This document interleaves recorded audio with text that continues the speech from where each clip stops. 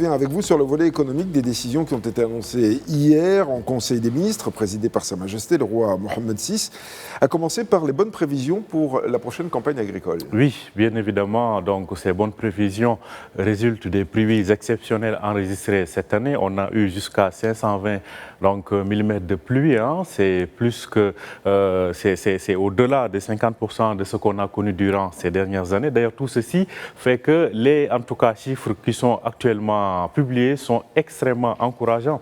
Et on va le voir tout de suite d'ailleurs, s'agissant du taux de remplissage des barrages. D'abord, on est né à 75% du taux de remplissage des barrages. Je rappelle qu'actuellement, les retenues des barrages du Maroc avoisinent les 13 milliards de mètres cubes, c'est dire de façon exceptionnelle ce qui a été donc réalisé. Et ceci, bien évidemment, augure donc d'une excellente campagne céréalière, mais avant les céréales, comme on le voit à l'instant, il y a eu des réalisations ou bien en tout cas une production exceptionnelle en termes donc, de production d'huile d'olive. D'olive, donc on parle même d'un record de 2 millions de tonnes qui ont été réalisées cette année. Et ce n'est pas tout, on le voit d'ailleurs dans le slide qui va suivre. On a eu aussi quelque chose comme près de 2 millions aussi de tonnes d'agrumes, de récolte d'agrumes. Là aussi, c'est des résultats extrêmement encourageants en hausse par rapport donc à ce qui a été fait l'année dernière. Et ce n'est pas tout. On a aussi la production de dattes qui a, elle aussi, donc, est montée en flèche cette année. On parle de 160 000 tonnes de dattes qui ont été donc récoltées cette année en termes de production. Et je rappelle qu'aussi ces pluies ont permis une régénération du cheptel. Donc le cheptel qui, on le rappelle, avait été quand même extrêmement impacté par ces 7 années de pluie, ou de sécheresse plutôt. Et cette année, grâce à ces pluies exceptionnelles, sur une moyenne donc en tout cas de 30 ans, une hausse de 54%, grâce à ces pluies. Donc même le cheptel est en train, son état s'est nettement amélioré.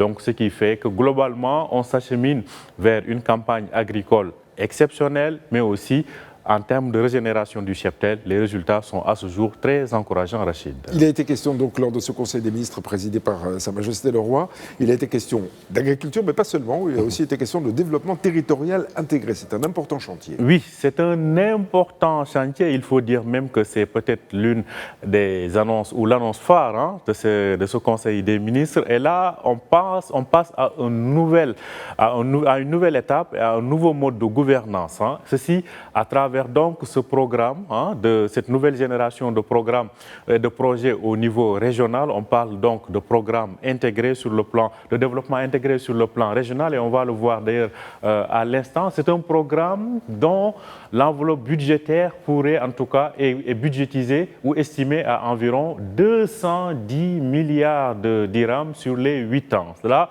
on ne parle pas de l'enveloppe qui a été décaissée, mais de l'enveloppe qui résume un peu les besoins exprimés au niveau local, parce que c'est un programme qui a été proposé ou présenté par le ministre de l'Intérieur et qui résulte d'une démarche de concertation, c'est-à-dire qu'on a écouté les citoyens au niveau de toutes les régions, on a vu quels sont les projets qu'il faut développer, et sur la base de cela, les besoins ont été estimés à 210 milliards de dirhams durant les 8 prochaines années. Et ceci va s'articuler sur une gouvernance, mais aussi une manière de faire qui est différente. Désormais, eh bien, les projets viennent d'en bas. C'est au niveau régional que tout ceci va être géré, le suivi, l'élaboration et le suivi va se faire au niveau régional. Quant au niveau national, ce sera une manière d'assurer le pilotage au niveau national, mais aussi de gérer l'aspect financement. Donc,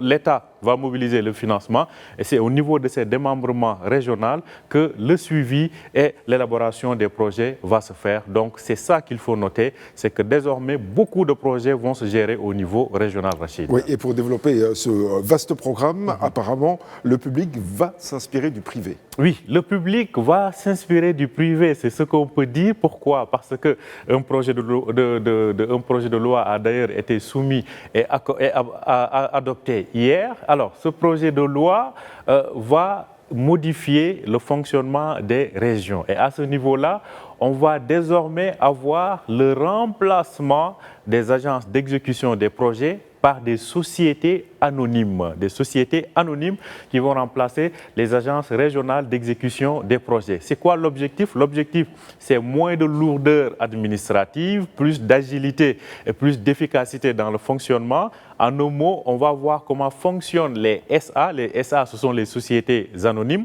D'ailleurs, il y a pas mal d'agences nationales et gouvernementales qui sont en train de passer, de migrer vers ce statut de SA afin de leur permettre de fonctionner de façon beaucoup plus vite, de façon beaucoup plus efficace et aussi renforcer bien évidemment le contrôle sur le plan de l'exécution financière.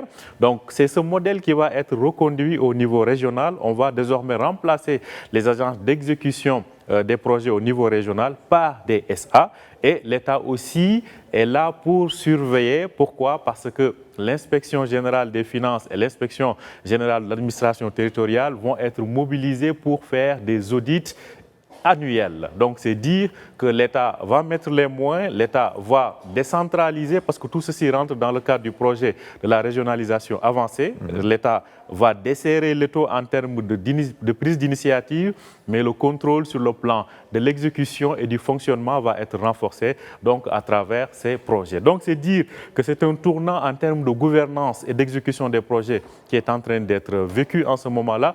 On verra dans les jours à venir comment tout ceci va se concrétiser. En tout cas, je rappelle que l'enveloppe globale pour mener à bien ce grand projet est estimée à 210 milliards de dirhams sur 8 ans et certainement on aura le temps de développer davantage, Rachid.